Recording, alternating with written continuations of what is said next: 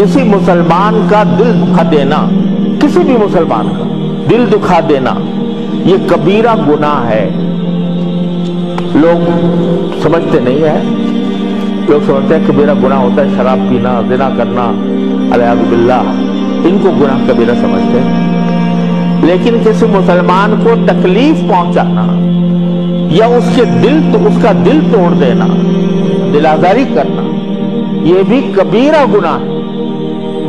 और रसूल करीम सल्लल्लाहु अलैहि वसल्लम ने इरशाद फरमाया कि मुसलमान वो है जिसकी जबान और उसके हाथ से दूसरे महफूज हों। अगर तुम्हारी जुबान से महफूज नहीं है लोग, जो तुम्हारे जी में आता है कह गुजरते हो, तो तुम फिर मुसलमान नहीं हो सही बात।